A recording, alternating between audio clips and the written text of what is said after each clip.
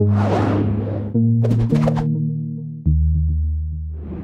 to close out our surveys, I felt it most appropriate as we all work towards sentient robots for the rest of the sessions, to finish it out properly with one of my personal favorite submissions that came in from the Call for Makers, Call for Speakers, Angelina Fabbro, talking about robot ethics, AI, and all the sundry thereafter. Yep, sounds about right. So let's do this. Do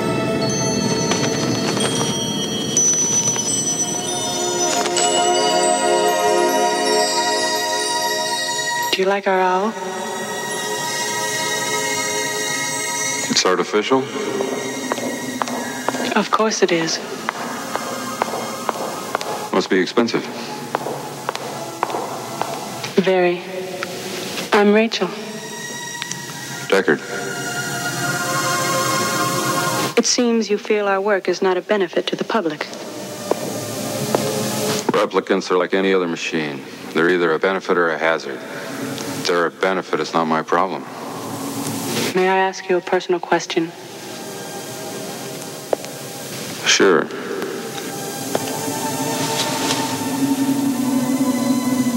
Have you ever retired a human by mistake?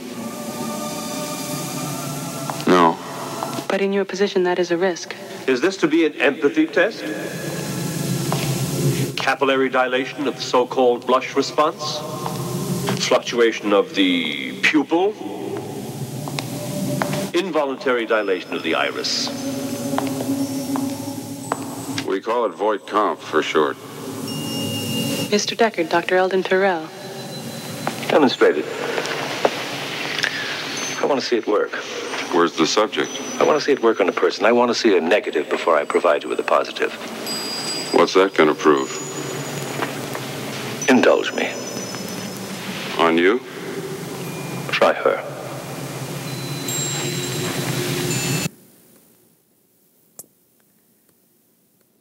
So, what is it that makes us human? Sounds kind of like a fluff question, but I promise you that it's not. Let's take a look what happens in the next scene of this movie. How many people know what this movie is? Like everybody, right? Okay, so for the few of you that don't, this is the movie Blade Runner. It sort of really set the genre for cyberpunk. I don't know, I grew up with it as a film, and it's part of what inspired me to make robots. But let's just take a look at this next scene, and then let's ask some more questions.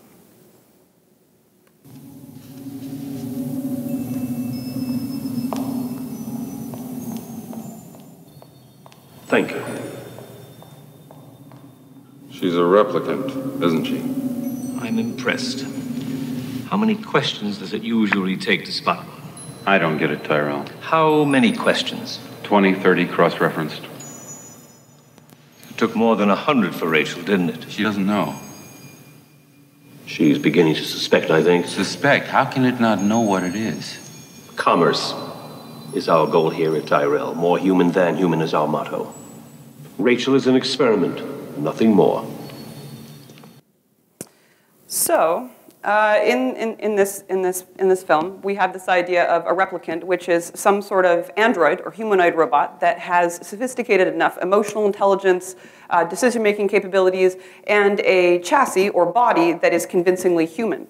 And so much so that these replicants of a particular version called Nexus 6 are so convincingly human that people like Deckard, this gentleman who is trained to administer a test to find out if he's dealing with an AI or a human, finds it really, really difficult to tell whether it's a human or an AI.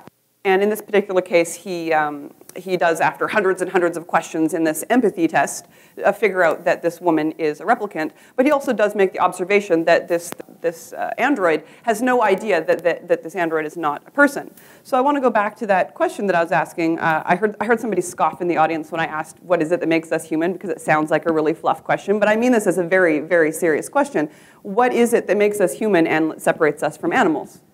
The most common answer that people usually give, at least in the space of academia and intellectual pursuits, is generally language, actually. There's not too much that separates us from animals, but our sophisticated use of language and all of the semantic context that comes with it is actually probably the most significant thing. And so how do we know that we are humans and not machines? Like in this particular clip I showed with Rachel, the android, she is unaware that she is a human and not this replicant thing, this android that humans have actually made. So how do we know that we are humans and not machines? So what is the possible evidence that me standing right here that I'm a human being? Someone put up their hand and tell me why they think I'm a human being and not an android like Rachel. Okay, right there, piercings. Okay, so this is the assumption then that androids would not have blood or not have like punctures. But I think we could probably make an android that would have piercings to look. Or that kind of creativity. That's an interesting one. So the idea is creativity. That's one. Anybody else? Never seen a robot that looks like a person. Okay. So there are some robots, and I'm going to show some of these androids that are starting to look more like people. But so far, we have that uncanny valley where people are trying to make humans, or probably trying to make robots that look like humans, not the other way. And we kind of get into this. We get close, but we get almost too close and too perfect. It gets a little bit weird. Anybody else? Yes. Non-verbal communication. So my gestures and the way that I'm talking seems distinctly human to you. So some level of social competence, I'd say. I'll take one more just for fun. Chris, why not? Okay. Random. Some randomness. Okay, yeah, that's actually, you've done this before, I see. You've thought about this.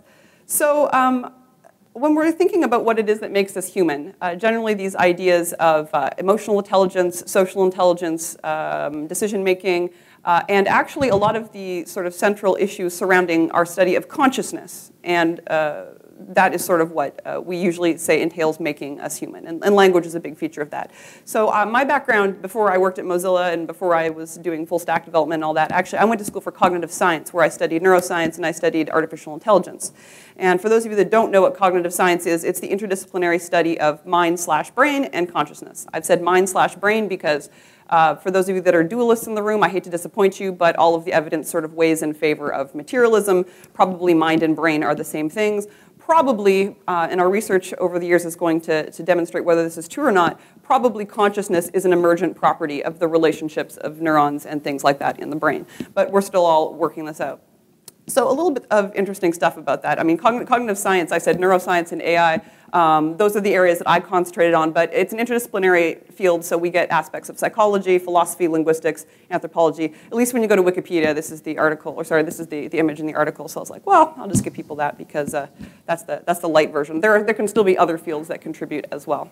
And I do think that interdisciplinary is the approach for solving most things when it comes to people especially, because we are not silos. Like, we can't just look at psychology and pretend that that's going to explain all of us. We can't just look at neuroscience and pretend that that's going to explain consciousness. The collaboration of these fields is really working towards the goal of explaining consciousness, understanding it. A big thing that we do over in like the merged field of artificial intelligence and neuroscience called computational neuroscience is we try and make representations of the mind, and that's a really big thing. There's a few labs like on the East Coast in Canada that are right now in Python writing brains and trying to model neural connections and do that sort of stuff. So the central question of cognitive science is, what is consciousness? And if we figure out what consciousness is, can we give consciousness, or can we program consciousness into something like a robot or an android or something that is a machine? So the Human Genome Project, who's familiar with that? Okay, so most people. That project started in 1990, and I think the estimate for mapping out the genome, people thought it was going to take like 30, 50 years, maybe even with all the collaboration. They thought it was going to take a pretty long time, but that was actually complete about 13 years later in 2003. Now, although that's done, we're still figuring out what to do with the genome. But I do know that now, and I did do this, I can pay like $100, send away a swab from the inside of my mouth, and have my genome come back to me. Look at the data online in a web interface, and it will tell me that I have a predisposition for X, or I have a resistance to X based on my genetics. And of course, genetics are not necessarily deterministic. That's why I use the word predisposition. But I think that it's actually really fascinating that we sort of underestimated our capacity for progress in this respect. Almost as a next step past the Human Genome Project, we have the Human Connectome Project and the Brain Activity Map Project. And these are efforts to essentially map all the neural connections in the brain. I mean, it's impossible to do because everybody's brain has different neural connections, but we can definitely see trends. When we do things like functional MRI imaging, which is when you see those pictures of brains and they've got splotches of color, like activated regions, that shows like the blood flow to active regions of the brain when people are doing certain tasks. So recently, just this past year at Carnegie Mellon University, there were researchers that were able to say that even though there's differences in the wiring of brains between people, they were able to say that when people are happy, these particular areas light up. When people are really sad or disgusted, then these areas light up. And so we're making a lot of progress in this field. And then to extend beyond that, who here is familiar with Ray Kurzweil? Yeah, did you guys read his earlier stuff and just find it kind of sucked?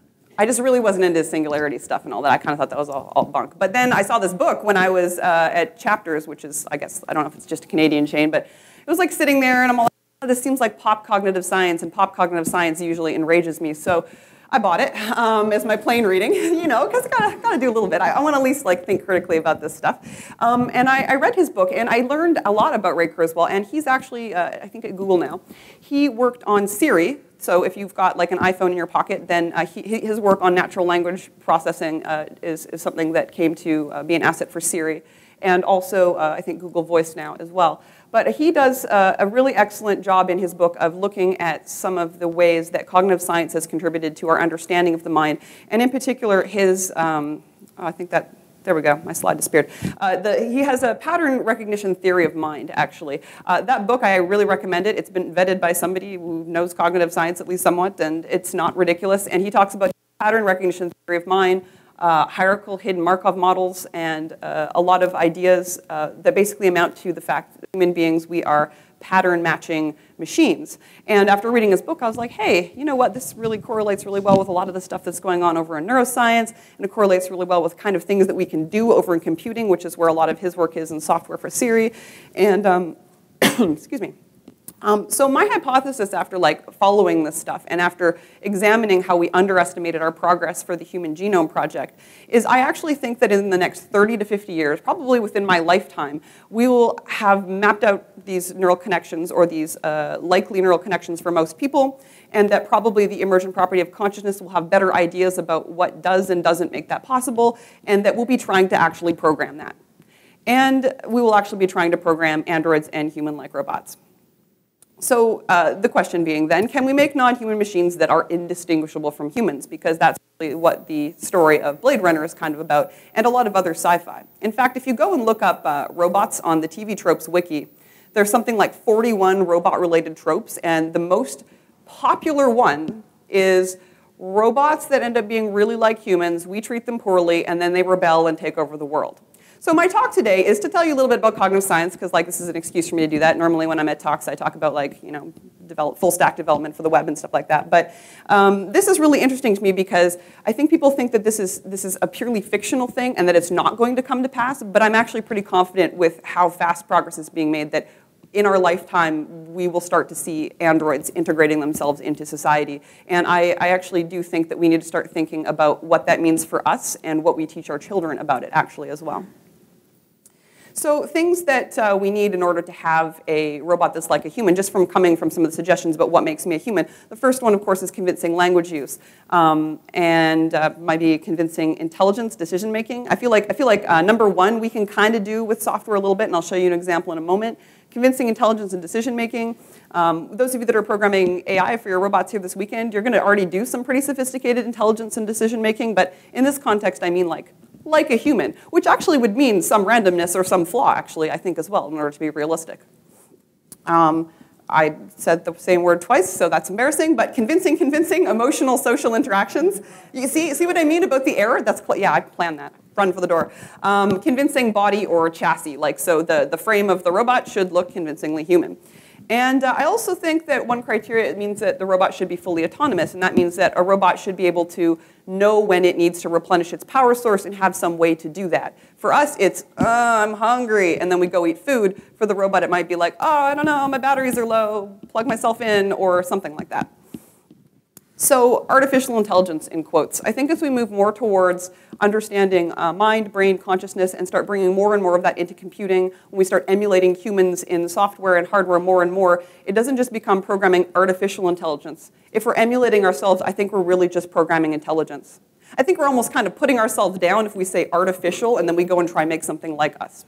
Just a point of contention that I have in any case. We have to talk about necessarily the Turing test. And how many people are familiar with the Turing test?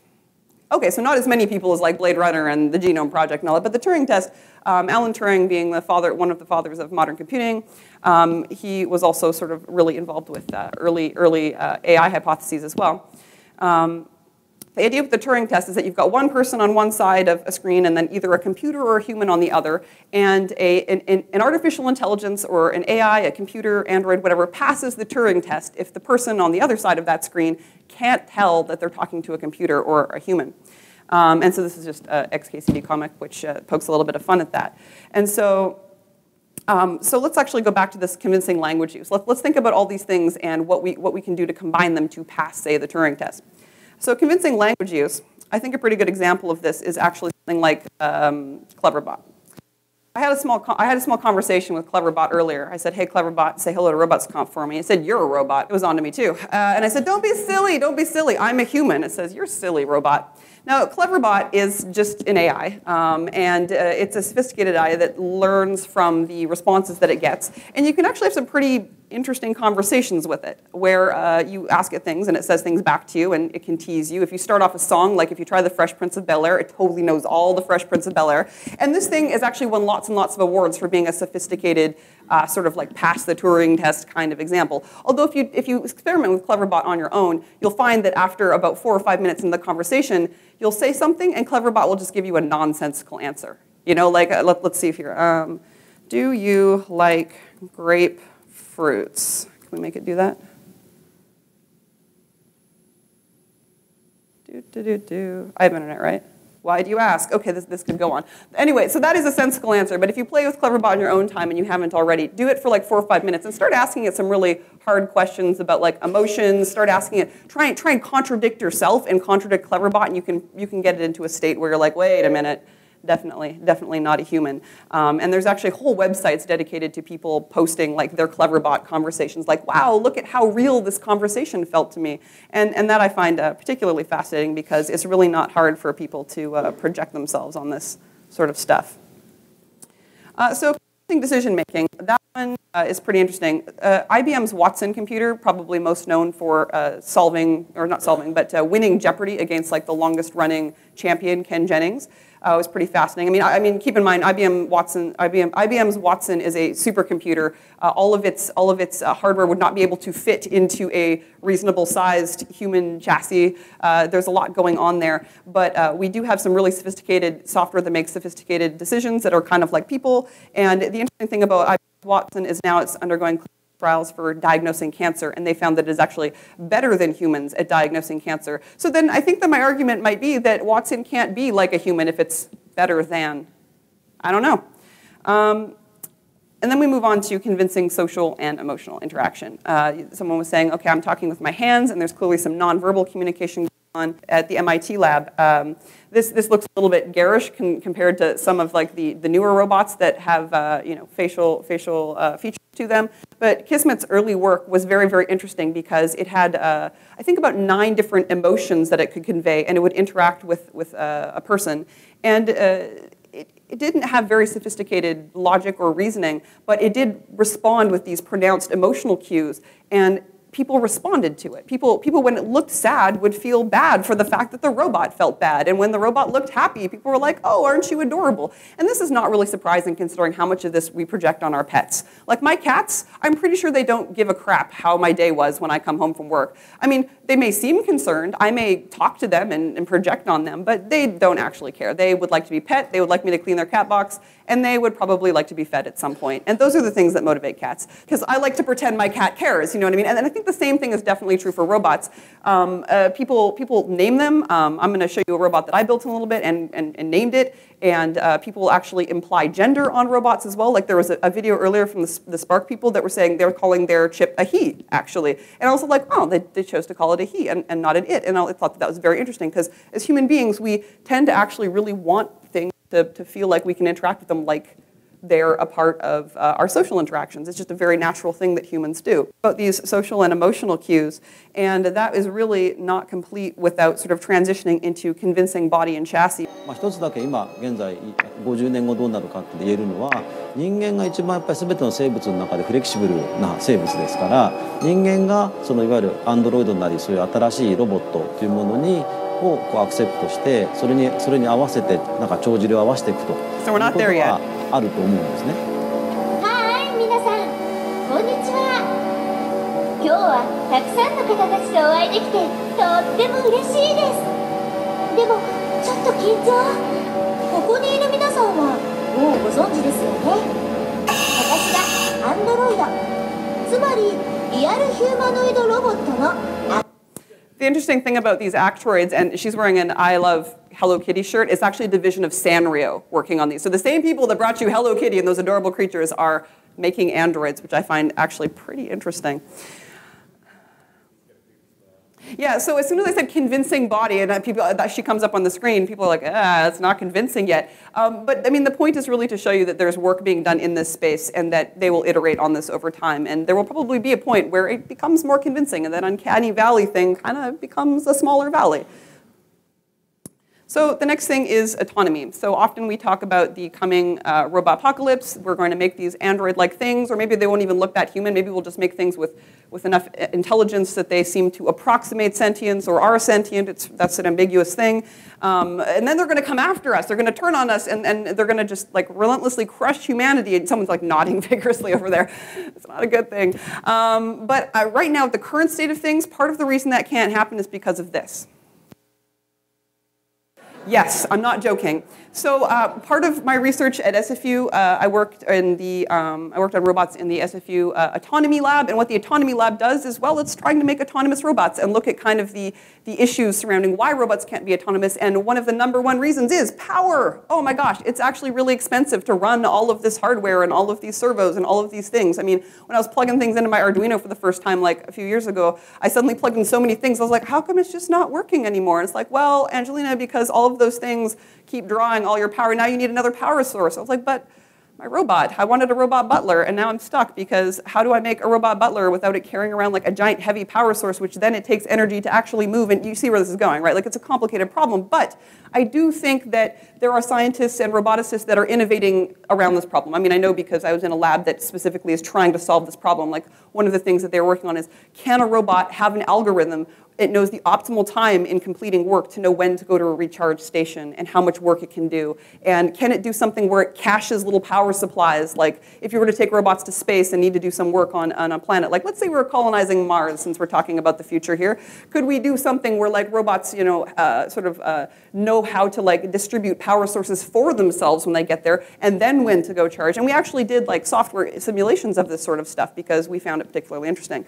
So I do think that there's probably enough innovation in this power space that, you know, we're going to start solving that problem, but I do think that we've got a little bit of ways to go. So thanks to this, you are safe for now.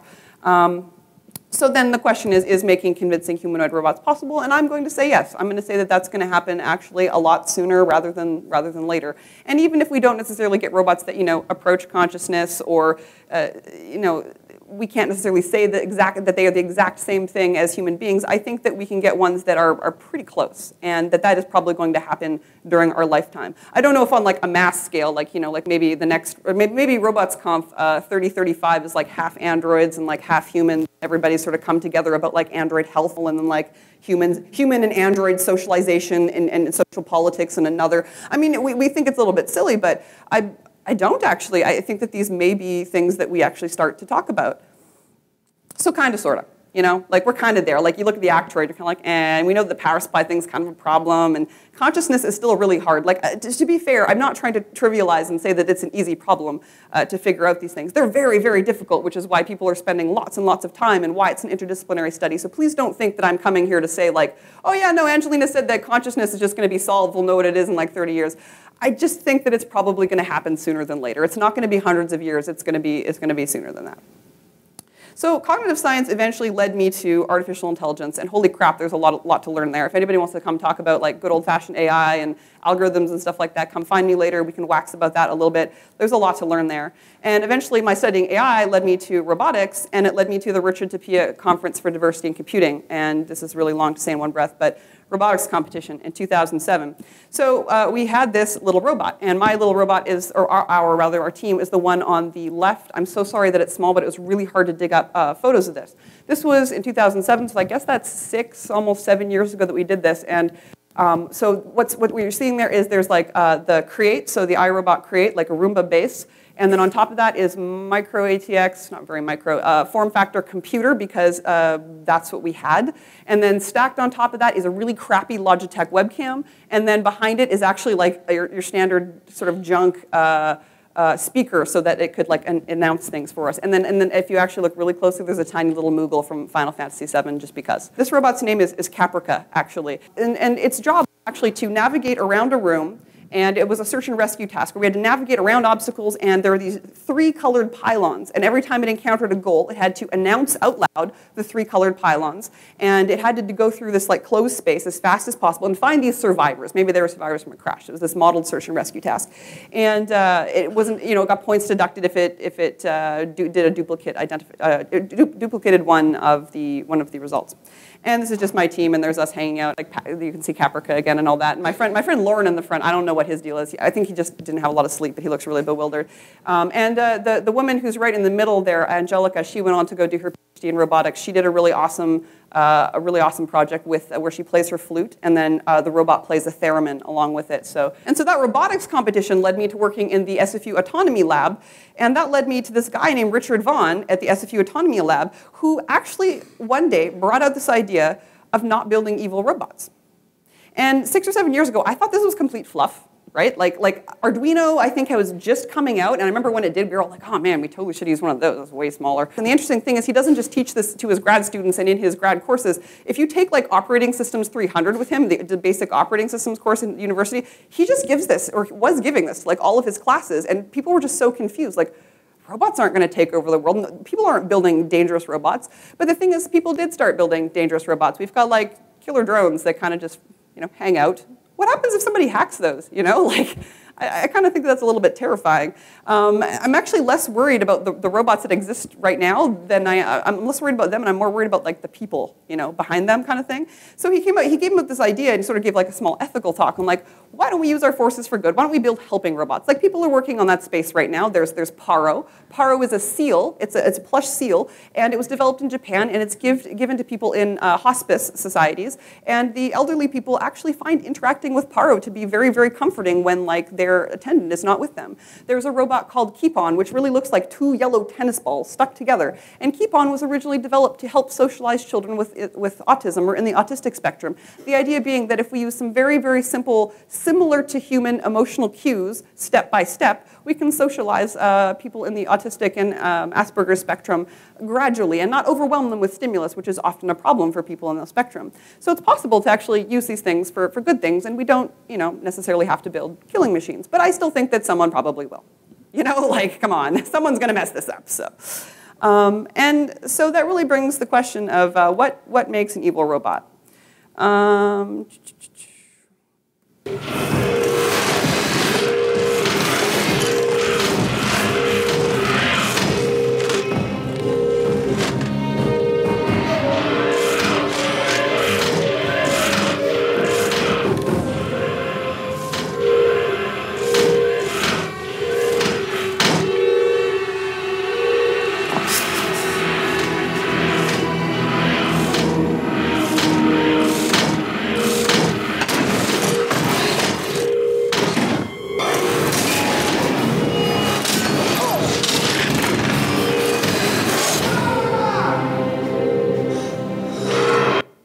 That thing's pretty freaking terrifying. So who knows where this one's from? No, not Terminator. Battlestar Galactica, sorry. Terminator's cool too. I mean, that's a pretty obvious one. But this is one of the early Cylons, and this is one of the early ones which were developed, you know, for the military and all that. But what's interesting about the Cylons, though, I think I got the order of this wrong. In any case, the interesting thing about the Cylons is that they do go on to look like very humanoid, or pardon me, to be androids and to look very, very human-like. And so we ask ourselves, what makes an evil robot? Well, in that video there's something that's very clearly programmed to kill. And that seems pretty evil to me. I mean, I think that anything that does harm is pretty terrible. But the interesting thing about a lot of these stories is that often we talk about how there are humans, or probably there are robots, and humans programmed them, and then the humans sort of didn't treat them very well, and then the robots rebelled. And the interesting thing is, if we give things more and more complex decision-making, if we program things like emotion, and we expect them to act like us, if you treat robots that are made to act like us poorly, why would they stick around? Like, why would they put up with that? I mean, we're all talking really hypothetically here, but think about it. If we program them to be like us, who would want to be a slave? Nobody. That's terrible. And I mean, that's just awful. And I don't want to make analogies to actual historical events because that's completely inappropriate. But I just mean that we shouldn't treat things like ourselves, like less than ourselves, if that makes sense. So there's this idea of Isaac Asimov. He obviously was a science fiction writer. Probably some of you have read his stuff. But he had these sort of laws of robotics. A robot may not injure a human being or, through inaction, allow a human being to come to harm. A robot must obey the orders given to it by human beings, except where such orders would conflict with the first law. And the third one is a robot must protect its own existence as long as such protection does not conflict with that first and second law. And this is all well and good, but it only really talks about the people, right? Like, what happens if these androids are programmed to behave like people? They should have reactions like people, which could mean that they get upset, and they do things like that. So this is a reference to George Orwell's 1984. And a lot of people, when they read this book, and it was actually 1984, people thought, like, that we're never going to live in a surveillance state like that. It's never going to happen. We're never going to have to worry about that sort of stuff. It's all science fiction. We can watch these clips and tell ourselves that this is never, ever going to be a thing.